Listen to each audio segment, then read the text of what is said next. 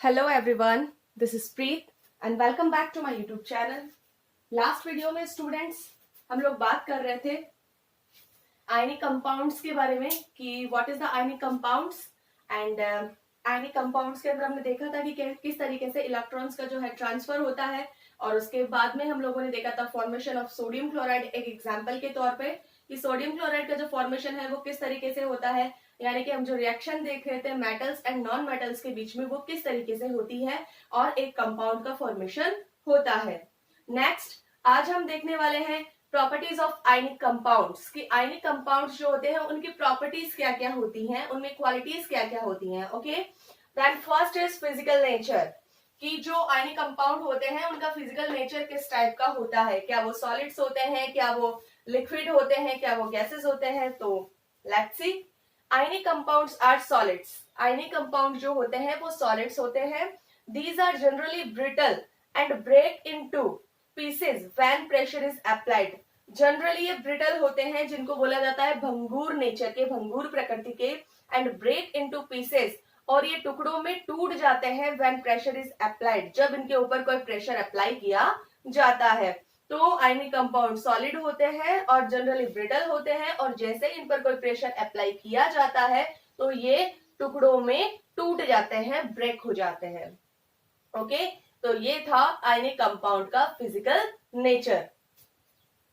Second is melting and boiling points कि इनके melting and boiling points कैसे होते हैं। तो जो आयनिक कंपाउंड्स होते हैं उनके जो मेल्टिंग एंड बॉइलिंग पॉइंट होते हैं वो बहुत ही हाई होते हैं। ओके, तो ionic compounds have high melting and boiling points कि जो आयनिक कंपाउंड होते हैं वो बहुत ज्यादा हाई, बहुत ही उच्च मेल्टिंग और बॉइलिंग पॉइंट्स रखते हैं। Next solubility. सोल्यूबिलिटी मीन्स कि इनमें घुलनशीलता की प्रवृत्ति कितनी ज्यादा होती है, मतलब ये किसमें घुलते हैं और किसमें नहीं घुलते हैं। तो ionic compounds are generally soluble in water. तो जो आयनिक कंपाउंड्स होते हैं वो जनरली जो पानी होता है वाटर उनके अंदर सॉल्युबल होते हैं and insoluble in solvents such as kerosene, petrol ETC. और कुछ ऐसे सॉल्युबल्स होते हैं, कुछ ऐसे सॉल्वेंट्स होते हैं जैसे केरोसिन, पेट्रोल, ऑयल, इन सब के अंदर जो ये अपने आयनिक कंपाउंड्स है वो इनसॉल्युबल होते हैं, मतलब कि वो घुलते नहीं है। तो ionic compounds are generally soluble in only water. केवल ये जनरली सॉल्युबल होते हैं केवल पानी में। तो नेक्स्ट प्रॉपर्टी देखते हैं नेक्स्ट पेज पे। Next property conduction of electricity कि जो आयनिक कंपाउंड्स होते हैं वो इलेक्ट्रिसिटी कंडक्ट करते हैं या नहीं। In the solid state ionic compounds do not conduct electricity. अपनी सॉलिड स्टेट के अंदर जो आयनिक कंपाउंड्स होते हैं वो इलेक्ट्रिसिटी कंडक्ट नहीं करते because movement of ions in the solid is not possible. क्योंकि अपनी सॉलिड स्टेट में जो आयंस का मूवमेंट होता है, जो आयंस गति करते हैं वो नहीं हो पाती due to their rigid structure. उनकी रिजिड स्ट्रक्चर की वजह से, रिजिड को हिंदी में बोला जाता है दृढ़, स्ट्रक्चर मीन्स संरचना। तो जो उनकी दृढ़ संरचना, इट मीन्स उनकी जो हार्ड स्ट्रक्चर होती है उनकी वजह से जो आयंस का मूवमेंट है वो सॉलिड स्टेट में नहीं हो पाता है। और आयंस के मूवमेंट नहीं होने की वजह से जब आयन का मूवमेंट ही नहीं होगा तो फिर वो इलेक्ट्रिसिटी कंडक्ट करेंगे कैसे। तो in the solid state ionic compounds do not conduct electricity. तो अपनी सॉलिड स्टेट में जो आयनिक कंपाउंड्स है वो इलेक्ट्रिसिटी कंडक्ट करते ही नहीं है। But ionic compounds conduct electricity in the molten state. ये बच्चों जो वर्ड आया मोल्टन स्टेट, इसका मतलब होता है पिघली हुई अवस्था, यानी कि अपनी जो पिघली हुई अवस्था होती है, जो मोल्टन स्टेट होता है उसके अंदर आयनिक कंपाउंड जो है वो इलेक्ट्रिसिटी कंडक्ट करते हैं। क्योंकि जो इसकी मोल्टन स्टेट होती है आयनिक कंपाउंड की, उनके अंदर उनको जो आयंस होते हैं उनको मूवमेंट करने के लिए फ्री स्पेस मिल जाता है, मतलब कि उनको जगह मिल जाती है मूवमेंट करने के लिए। तो जब आयंस को मूवमेंट करने के लिए स्पेस मिल जाता है तो तो ये जो आयंस है वो मूवमेंट करना शुरू कर देते हैं और आयंस के मूवमेंट करते ही जो कंडक्शन ऑफ इलेक्ट्रिसिटी है वो स्टार्ट हो जाती है। देन इसका आंसर यही होगा कि in the solid state ionic compounds do not conduct electricity and the मॉल्टन state ionic compounds conduct electricity, मॉल्टन अवस्था में करते हैं लेकिन सॉलिड स्टेट में नहीं करते हैं। और यहाँ पे आपको क्वेश्चन ये भी पूछा जा सकता है कि why are the ionic compound, why are not ionic compounds conduct electricity in the solid state, कि जो ये आयनिक कंपाउंड होते हैं वो अपने सॉलिड स्टेट में इलेक्ट्रिसिटी कंडक्शन क्यों नहीं करते हैं। तो आपको इसका आंसर देना है because movement of ions in the solid is not possible due to their rigid structure, so ionic compounds do not conduct electricity in the solid state। तो ये हो गई कुछ प्रॉपर्टीज। और अब जो हम अपना नेक्स्ट टॉपिक देखेंगे वो देखते हैं नेक्स्ट पेज पे। Next topic is occurrence of metals. Metals की जो प्रेजेंस होती है वो किस फॉर्म में होती है, तो मेटल्स जो होते हैं वो किस किस तरीके से जो अर्थ के अंदर पाए जाते हैं, कैसे हमें मिलते हैं। तो उसके लिए हमें कुछ कंटेंट जानने बहुत जरूरी है कि मतलब ये चीजें हमें जाननी जरूरी है कि ये होते क्या क्या है और मेटल्स कैसे बनते हैं। ठीक है, तो first point is minerals. Minerals जिनको हिंदी में बोला जाता है खनिज, द एलिमेंट्स और कंपाउंड्स, कुछ तत्व और यौगिक which occur naturally in the earth crust, जो कि प्राकृतिक रूप से भूप्रॉपर्टी के अंदर पाए जाते हैं, अर्थ क्रस्ट में पाए जाते हैं, आर नॉन एज मिनरल्स, उन्हें मिनरल बोला जाता है।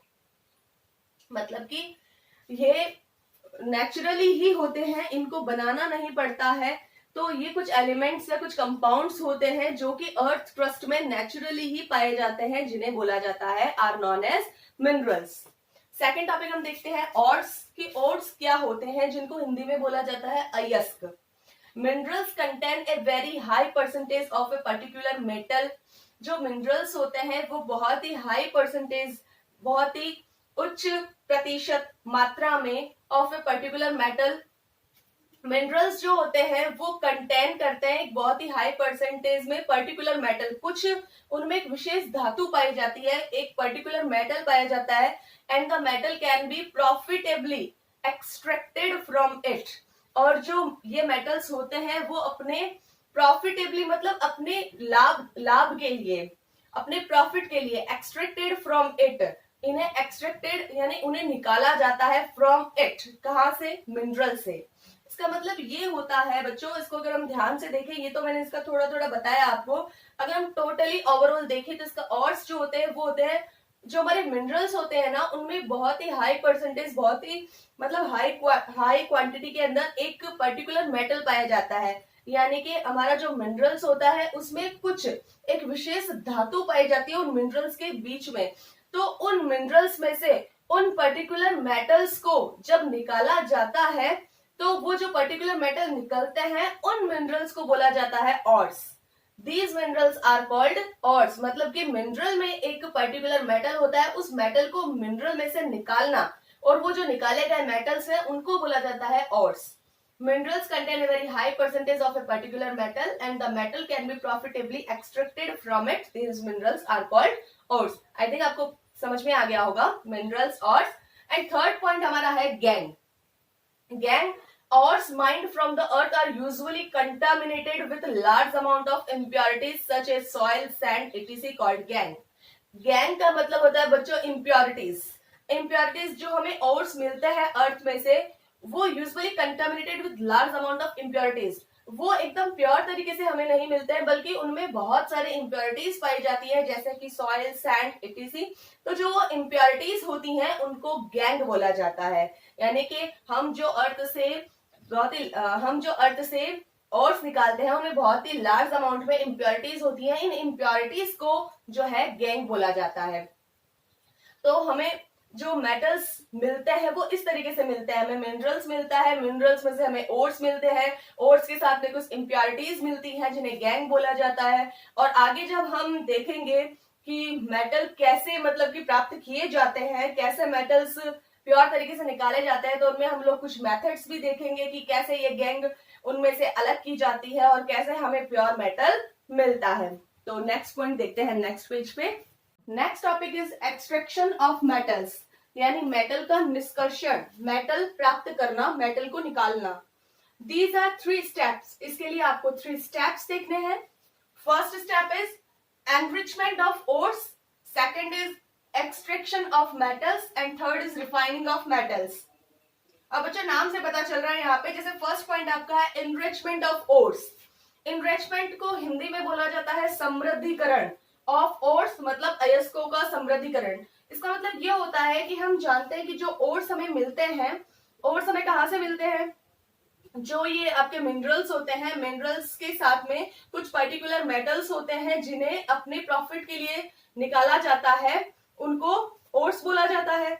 अब ये जो ओर्स हमें मिलते हैं मिनरल से, ये ओर्स जो है वो टोटली प्योर तो नहीं होते, इतना हमें पता है, वो प्योर नहीं होते, उनमें इम्प्योरिटीज होती है जिन्हें गैंग कहते हैं, ये सब हम पढ़ चुके हैं।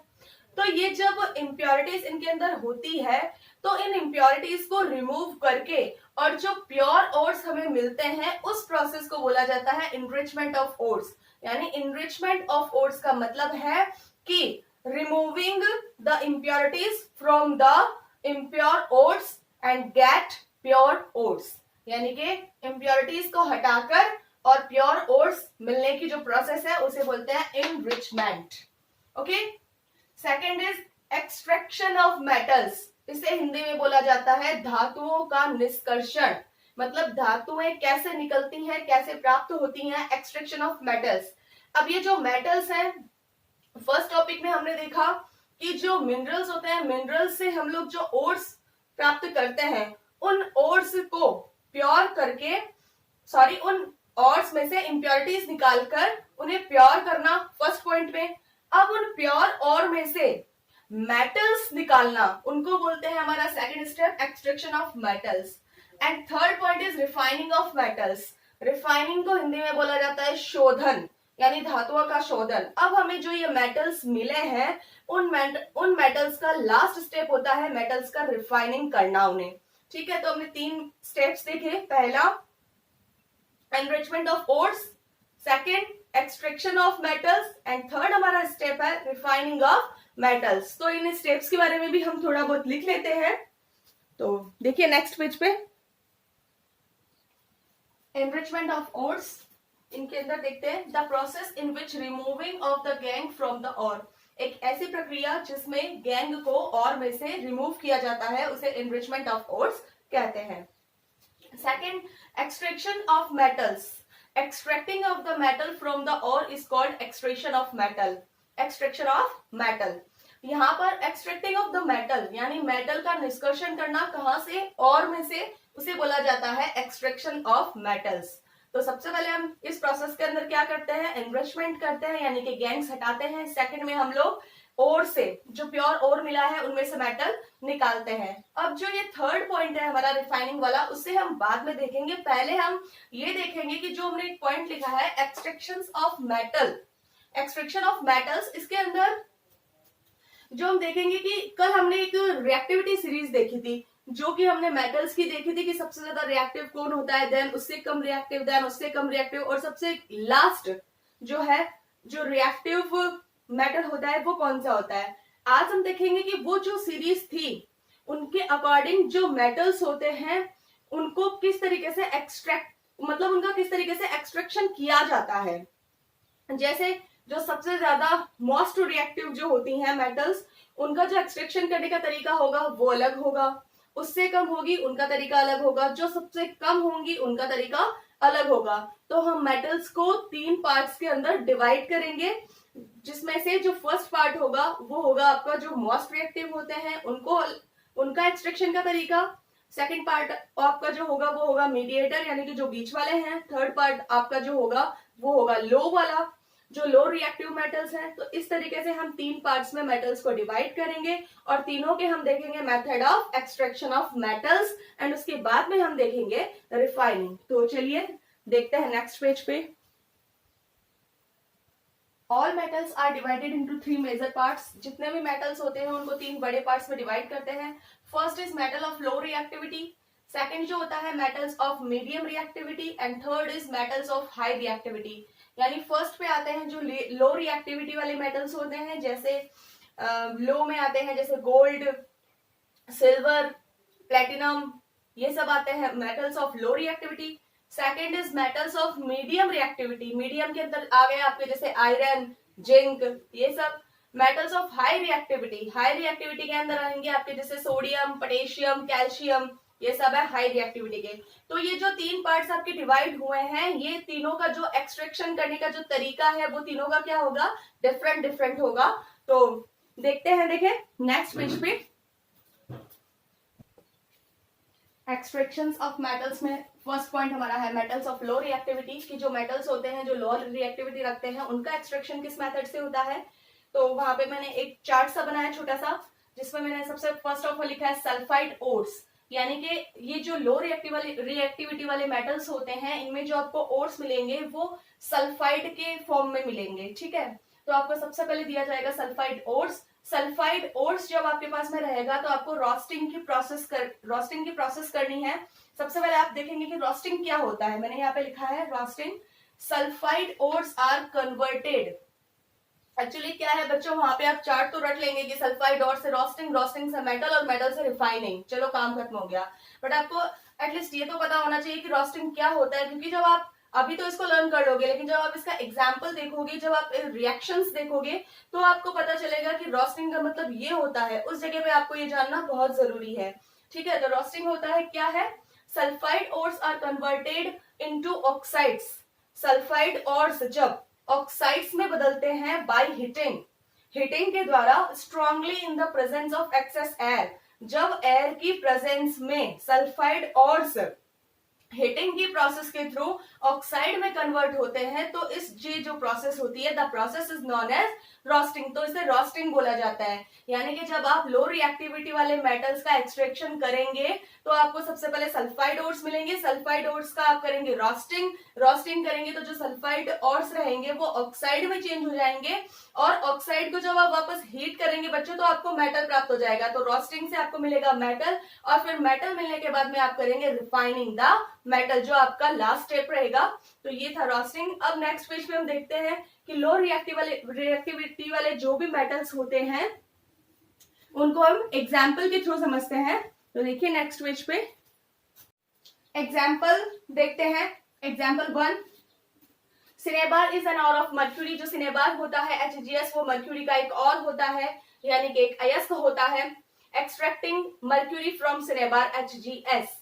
अब यहाँ पे आपको एक्सट्रैक्ट करना है मर्क्यूरी को सिनेबार से।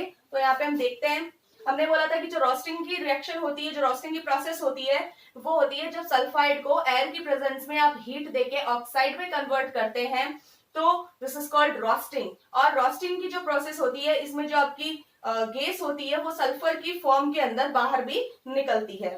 तो यहाँ पे हम देखेंगे, हमने लिया है यहाँ पर सिनेबार और साथ में इसकी रिएक्शन जो करवाई है हमने ऑक्सीजन से, तो 3 मॉलिक्यूल्स ऑफ ऑक्सीजन।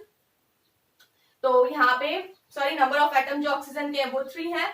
यहाँ पे हम इसको हीट देंगे तो हमें HGS जो हमारा सल्फाइड था वो बदल जाएगा ऑक्साइड में, तो हमें मिल जाएगा 2HGO और साथ में मिलेगी 2SO2 यानी सल्फर डाई ऑक्साइड, जो कि एक गैस है। देन हम वापस अगेन जो हमें ऑक्साइड मिला है मर्क्यूरी का HGO, उसे हम अगेन क्या देंगे, हीट देंगे। जैसे ही हम इसे हीट देंगे तो ये जो मर्क्यूरी का ऑक्साइड है उससे हमें मिल जाएगा मर्क्यूरी और साथ में मिलेगी ऑक्सीजन गैस, ठीक है। तो ये हमने एग्जाम्पल देख लिया कि सिनेबार से किस तरीके से हमें मर्क्यूरी मिलती है या एक्सट्रैक्ट होती है। Second example, extracting copper from Cu2S copper sulphide, जिसका जो नेम है वो होता है कॉपर ग्लैंस। जैसे HGS जो मर्क्यूरी का सल्फाइड है इसे बोला जाता है सिनेबार, उसी तरीके से जो Cu2S है उसे बोला जाता है कॉपर ग्लैंस। तो जब आप कॉपर ग्लैंस को एयर की प्रेजेंस में हीट देंगे तो क्या बनेगा, कॉपर ऑक्साइड बन जाएगा। देन यहाँ पे 2Cu2S प्लस 3O2 हीट देंगे 2Cu2O और साथ में बनेगी आपकी सल्फर डाई ऑक्साइड। ये जो इक्वेशंस है उनको पहले से ही बैलेंस कर चुके हैं। देन आप वापस जो आपका कॉपर ऑक्साइड है उसको कॉपर सल्फाइड से जब आप रिएक्ट करवाएंगे और अगर आप इसको हीट देंगे तो आपको कॉपर के जो नंबर ऑफ एटम है 6 नंबर ऑफ एटम कॉपर का है, तो आपको मिल जाएगा कॉपर और साथ में आपको मिलेगी सल्फर डाई ऑक्साइड। तो ये जो 2 एग्जाम्पल है वो हमने देखे हैं एक्सट्रैक्शंस ऑफ जो ये लो कैटेगरी वाले मेटल्स थे, जो लो रिएक्टिविटी वाले मेटल्स थे, उनके हमने 2 एग्जाम्पल देखे हैं कि किस तरीके से हमें जो है सिनेबार से हमने जो है मर्क्यूरी प्राप्त किया और किस तरीके से हमने कॉपर ग्लैंड से जो है वो कॉपर को प्राप्त किया। ठीक है, और अब जो नेक्स्ट हम देखेंगे जो मीडियम वाले मेटल्स हैं या जो हाई रिएक्टिविटी वाले मेटल्स हैं उनको किस तरीके से आप जो है एक्सट्रैक्ट करेंगे, मतलब उनका जो एक्सट्रैक्शन है जो मेटल का वो किस तरीके से होगा वो हम देखेंगे नेक्स्ट वीडियो में। आज के लिए बस इतना ही। अगर आपको मेरा वीडियो अच्छा लग रहा है तो ज्यादा से ज्यादा लाइक करें, शेयर करें, सब्सक्राइब करें और बेल आइकन प्रेस करना ना भूलें। Thank you.